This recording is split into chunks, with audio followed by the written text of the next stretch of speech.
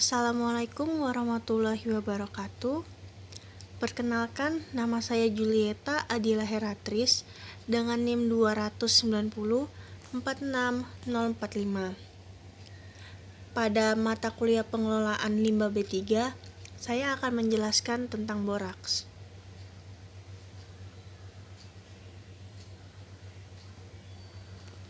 Apa itu boraks?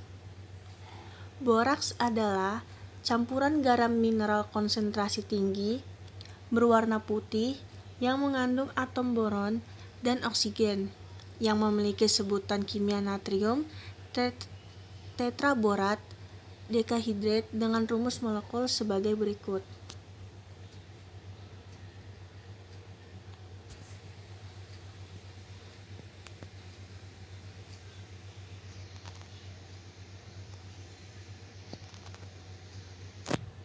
Boraks memiliki berat massa molekul 381,37 dalton. Boraks juga disebut natrium biborat, natrium piroborat, natrium tetraborat. Boraks memiliki sebutan kimia natrium tetraborat.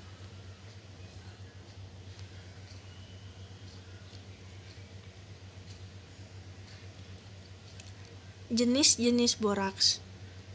Jenis-jenis boraks yang biasa digunakan antara lain adalah natrium biborat, natrium piborat, disodium tetraborat, sodium borat dekahidrat, boric acid, disodium salt, antipionin, boraksu, boricin, jaikin, neobar, dan polibor.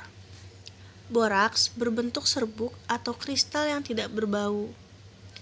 Boraks bisa ditemukan dalam bentuk padat.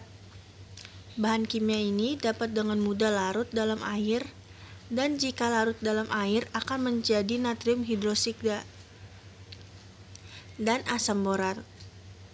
Boraks atau asam borat umumnya digunakan untuk bahan pembuatan deterjen, bersifat antiseptik, dan mengurangi kesadahan air.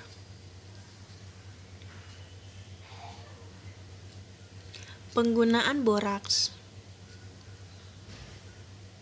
Boraks banyak digunakan di berbagai industri non-pangan, seperti di industri kertas, kayu, plastik, keramik, dan gelas. Sebagai pengawet anorganik, boraks juga merupakan pembunuh mikroba yang ampuh. Gelas Pyrex atau peralatan gelas laboratorium kimia bisa memiliki performa yang sangat kuat menahan panas karena dibuat dengan campuran boraks. Daya pengawet boraks yang luar biasa itu kemungkinan berasal dari asam aktif borat. Asam aktif borat dengan rumus molekul H3BO3 merupakan senyawa organik lemah yang kerap digunakan sebagai antiseptik, obat kumur, semprot hidung, dan salep luka kecil.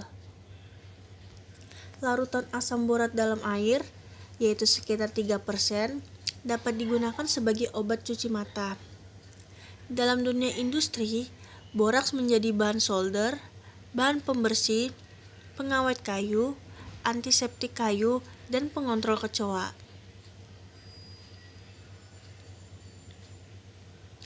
Berikut adalah simbol B3 klasifikasi bersifat karsinogenik, teratogenik, dan mutagenik. Warna dasar putih dengan garis tebal berwarna merah. Simbol berupa kepala dan dada manusia berwarna hitam dengan gambar menyerupai bintang segi 6 berwarna putih pada dada. Simbol ini menunjukkan paparan jangka pendek, jangka panjang, atau berulang. Dengan bahan ini dapat menyebabkan efek kesehatan sebagai berikut.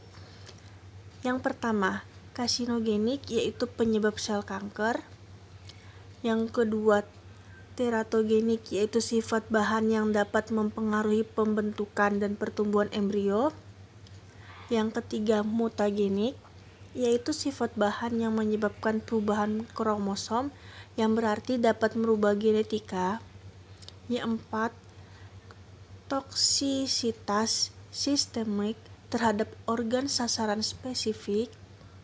Yang kelima, toksisitas terhadap sistem reproduksi dan gangguan saluran pernafasan.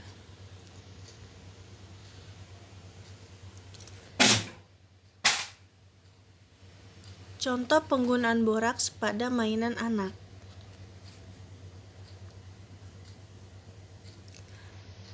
Yang pertama, slime.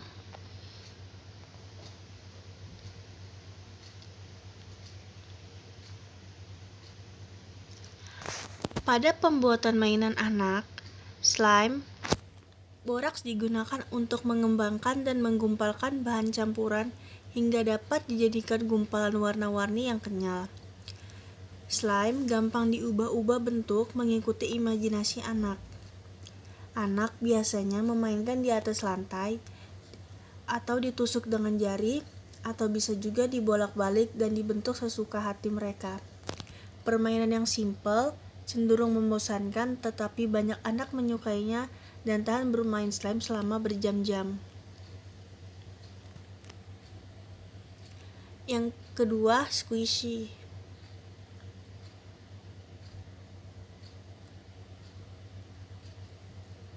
Squishy biasanya dijadikan hiasan telepon seluler atau gantungan kunci dengan berbagai karakter yang disukai anak. Dijadikan mainan tangan dengan cara menggenggam dan meremasnya.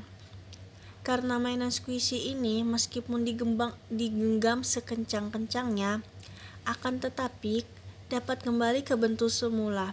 Semakin perlahan kembali ke bentuk semula, dianggap squishy itu semakin bagus.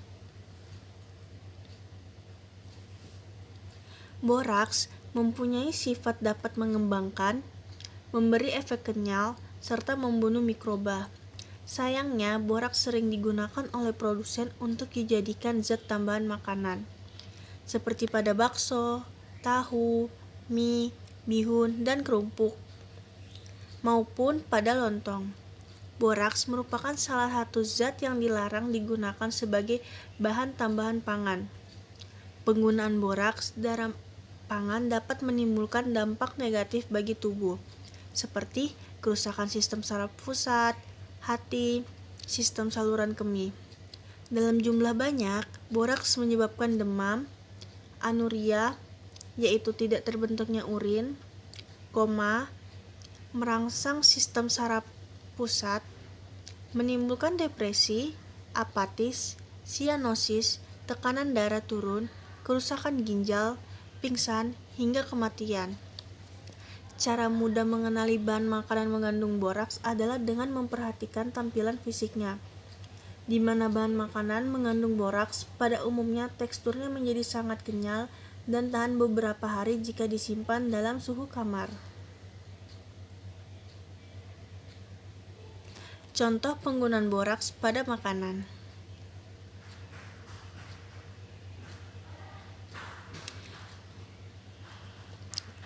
Tahu yang proses produksinya menggunakan boraks rasanya tajam, sangat gurih, dan terasa getir pada lidah. Mie yang menggunakan boraks sebagai pengawet menjadi sangat mengkilat seperti dilumuri minyak, tidak lengket, dan tidak mudah putus.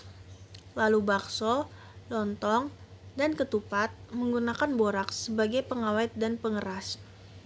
Bakso yang mengandung boraks cenderung berwarna putih dan tidak kecoklatan seperti penggunaan daging. Kalau digigit, bakso kembali ke tekstur semula, yaitu kenyal dan cenderung keras. Demikian juga ketupat dan lontong. Warnanya menjadi putih pucat dengan aroma yang sangat tajam.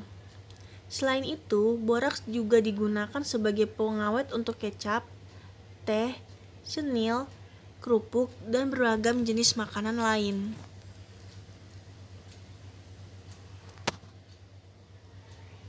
Berikut adalah zat pengganti boraks yang lebih aman untuk dikonsumsi.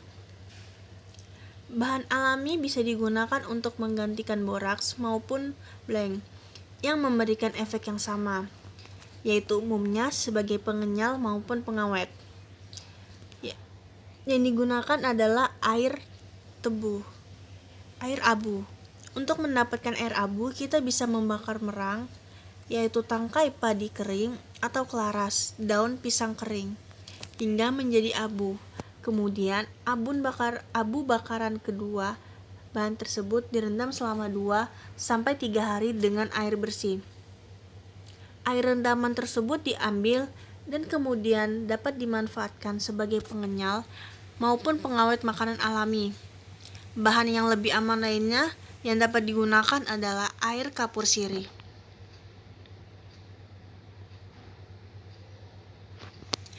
Baiklah, sekian penjelasan dari saya. Kurang lebihnya mohon dimaafkan. Wassalamualaikum warahmatullahi wabarakatuh.